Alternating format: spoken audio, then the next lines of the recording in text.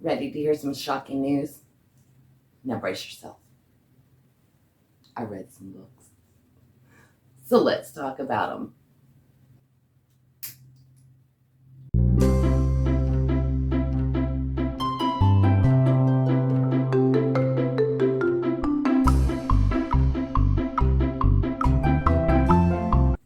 So today we'll be reviewing the books that I picked from my Sims TBR. If you want to see the original video for that, where these books were chosen, I will link it up in the corner for you.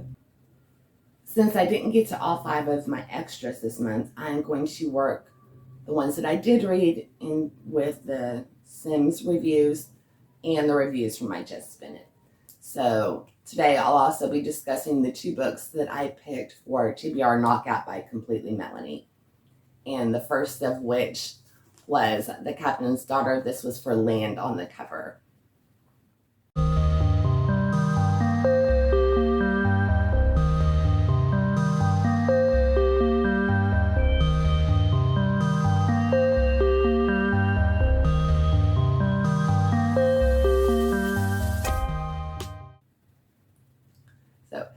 I really enjoyed this book. It was sent to me by Doreen D. Berger. She's the author, and she sent me a copy in exchange for an honest review. This book will always have a special place on my shelves because this was my very first official requested review. So thank you, Doreen, for trusting me with your hard work. She also included an adorable matching bookmark to go with it. It's got isn't that cute? Now, I really enjoyed this book. It is set in both New Mexico, on a ranch, and out in space. So we're following 2 girls. They are sisters, born 8 months apart, so they're both 12 years old. The oldest is Diane, and then we have Robin. They're quite resourceful, mischievous girls, and their father is the captain of a spaceship. So they are abducted early on in the book, and the rest of the story is them trying to return home and the rescue mission of trying to track down the girls out in outer space. So we do have a alternating point of view. So it goes back and forth from the girls to the rescue attempt. And there are flashback scenes which enlighten us on the girls' life with their father on the spaceship with their grandparents. It has a very good family dynamic, warm relationship between father and daughters and their siblings and their grandparents. It's very heartwarming with the family dynamic in it. And the kidnapping plot was good. It was just enough that it wouldn't be traumatic to younger readers. This is a middle grade book, and I really believe that middle graders would enjoy these sisters. They get into quite some, they stir up quite a little bit of mischief. Now, I will admit there were a couple of times where I thought that their antics were a little immature for their age, but in the flashbacks, it doesn't necessarily tell you at what age they are when these incidents occur. So maybe they were actually a little bit younger than, I would assume all of these didn't happen back to back. It probably spanned over their life. But I did enjoy them. And like I said, the kidnapping plot was very unique. It's something I hadn't seen, the way that the kidnapper planned everything out. And I really enjoyed that part. Now, I believe this will be the beginning of a new series. So about the Marsh Girls. This book did come out in April of 2021, so it's relatively new. But I would check it out. I especially think that the target audience, middle grade, would really enjoy these characters. So thank you once again, Doreen, for sending me a copy of your book. All right, let's move on.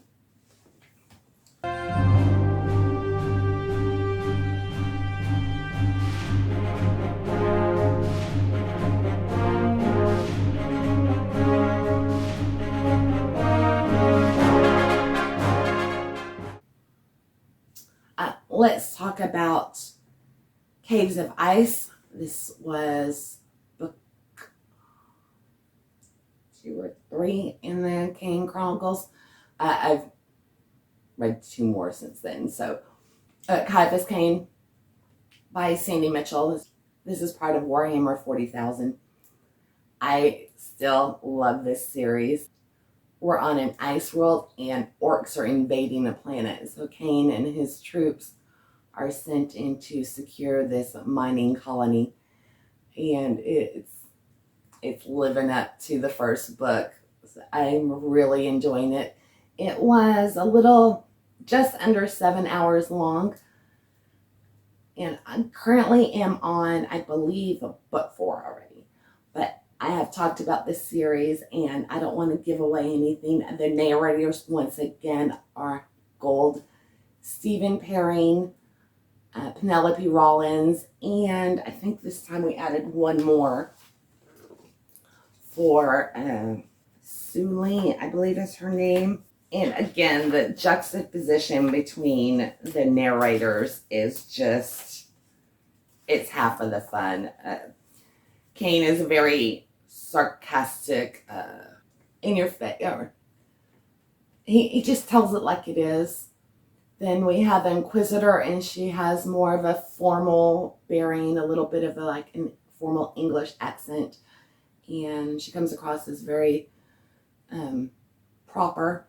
And then they added Emma Gregory, and she is reading for, I believe the character's name is Sula.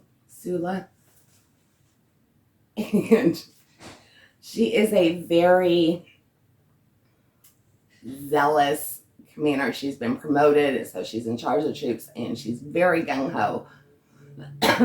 And her reports are written in a dramatic, flowery, over-the-top, patriotic way. And the Inquisitor she just does not like the way the reports that are written up, and she lets it be. It's just, I know I'm flubbing this, but if you're looking for a good audio series, check out Ciaphas Cain. It's on Audible. They just started producing these, I believe, in 2021 or 2019 was the first one. 2019 is when they started doing them. They are still in the process of recording these. I believe I only have one more book to go. I think through book 5 has been done, and it's a 10-part series. So I'm assuming they're going to continue on with it because it's just gold. All right, let's move on to our next one. And we're going to go with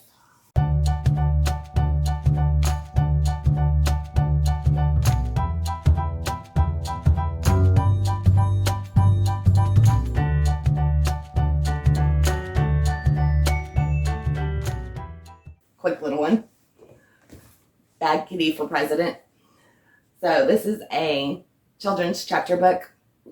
If you have young children, probably, I'd say 3rd grade, so about the 8-year-old range, this book might actually be beneficial. I was surprised.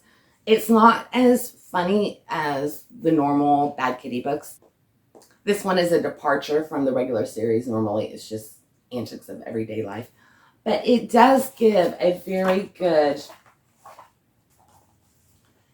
it gives a good overview and explanation of the American election process. So this, I definitely think would be beneficial for, like I said, maybe 3rd, 4th graders, even younger could appreciate and learn something from it.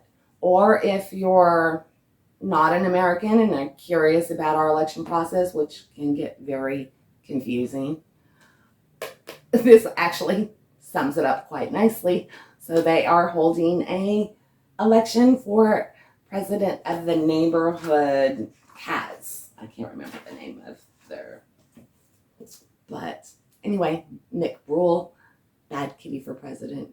Great. This series would be a good Christmas idea for your younger readers. 1st to first grade or kindergarten. Anyway, they're fun.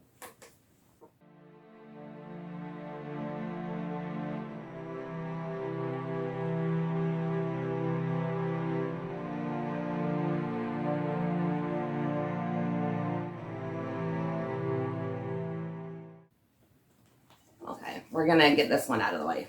Anna and the King of Siam by Margaret, Landon. This book took me 10 days to read, which for me is a long time. I typically, 2 days, I'll start like a book at night and then finish it like the next morning or the following night. I get through them pretty quickly because I get caught up in this story. This one, 10 days. So each chapter is basically a different event in Anna's life, so that made it easy to find a stopping point. And it's a drier read. It's slow. It took me a long time to even get into it. I just forced myself to persevere. If you are interested in the history of Thailand or the 1860s, apparently Anna Leon Owen was an English woman. She wasn't nobility, but she wasn't, she's firmly in the middle class. She had some clout, and she loses her husband. She's got 2 children, and she needs to be able to provide for her and her children. She started teaching, and she was requested by the King of Siam to come to Siam to teach the palace children. So that's what the book is about. It's about her time in Siam. So it spans about 5 years' time, 1862 to 65. Anna was very invested in what was going on in America at the time with the Civil War and with the emancipation or the abolitionist movement. She was very inspired by Abraham Lincoln, and she was very behind abolishing slavery. And she was appalled when she came to Siam and saw the conditions that the people were living in, just being slaves to the whims of the King of Siam. So in this book, it's her influence on how many changes she actually enacted or enabled to happen within Siam, because she educated the young prince, and through her schooling of him, she enlightened him to where he saw the changes that needed to be made in his country, and he saw the things that were all the injustice that was happening, and it actually brought about a lot of positive change. So in Siam, which is Thailand now, this book is banned because they did not like the portrayal of their king. I don't know if it's still banned, but it was back in the day. This was written in the 1940s. It's my grandparents' book, so I will keep it, even though it's not something that I think I would ever pick up again. But I did find myself getting invested in it, and it was intriguing. A lot of xenophobia. She's an English woman living in Siam, but she was familiar with Asia. She had lived throughout Asia prior to this. Every incident, she's a savior. She does the right thing. She does have scary times. She has trouble she has to overcome, but she never makes a false move. From my understanding, Anna herself had written 2 memoirs, and Margaret Landon discovered those books, after the fact. I believe like in the 30s or maybe the 1940s when she wrote it. And the original memoirs weren't laid out in a chronological order, and they had a lot of extra. It was kind of like a travelogue and describing nature and scenery as well in Siam. So Margaret Landon took all of the story part and the actions that Anna had taken in her events, her life in Siam, and compiled all of those into this book. And that's definitely what it feels like. You just go from incident to incident to incident. But like I said, if you're interested in that, if you're interested in the politics or, the abolition of slavery over in Thailand, then you would probably enjoy this. But I think I gave it a 3 stars. That would have been on the screen. Anyway, enough about this book. Well, let's move on to something a little bit more fun.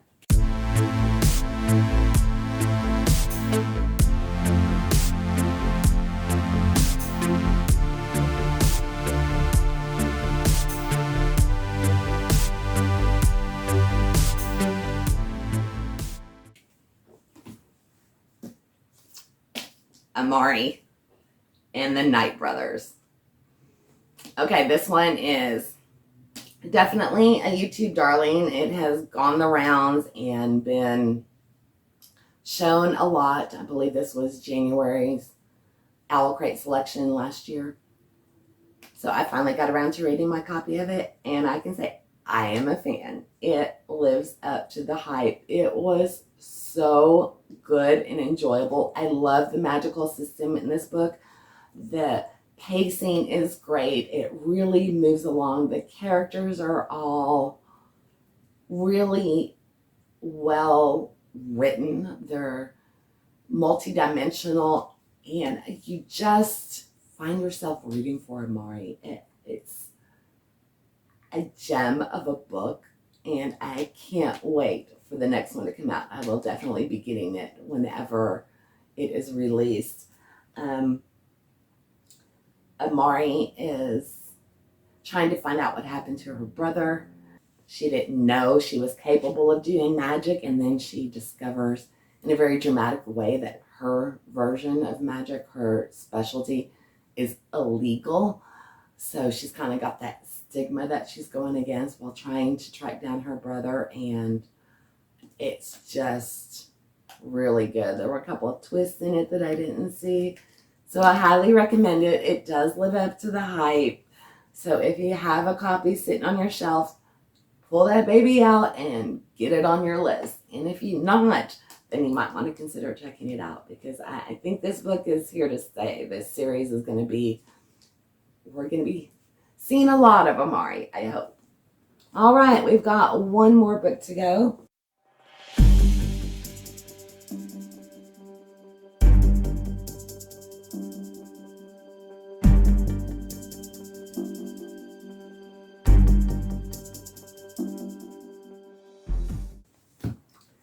And that is Postmortem by Patricia Cornwell. I love this cover. This is the first edition. Came out in the 90s.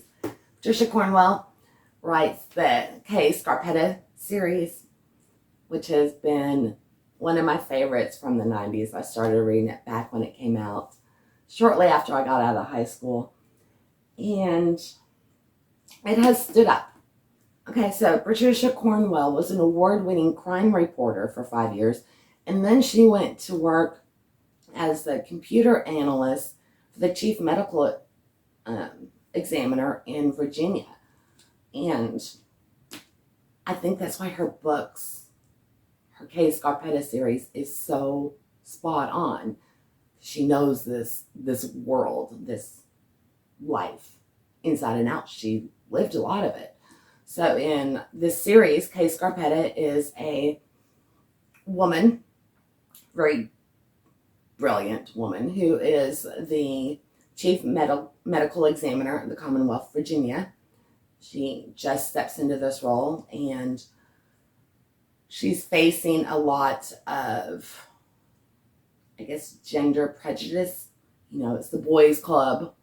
It's where this is written in the 90s, so, a woman trying to deal with all the bureaucratic red tape and the close group of the boys club, and still trying to get things done and adjust to stepping into a role and living in the shadow of the previous medical examiner, all while dealing with a serial murderer that's on the loose. And her office is blamed for part of the troubles that are going on, because typical bureaucrats, they like to pass the buck, so they need a scapegoat to calm down the public, and they're gonna point to her office. It's so good. If you like forensic investigations. There is some, they do the forensics, but the focus of the book is not on the nitty-gritty medical, I guess, gory aspect of it.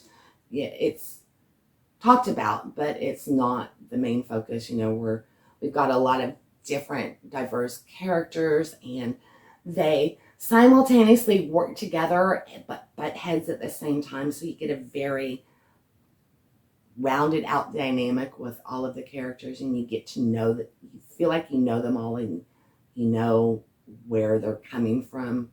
So I love Patricia Cornwell. She's one of my all-time favorites, and I think she will always be.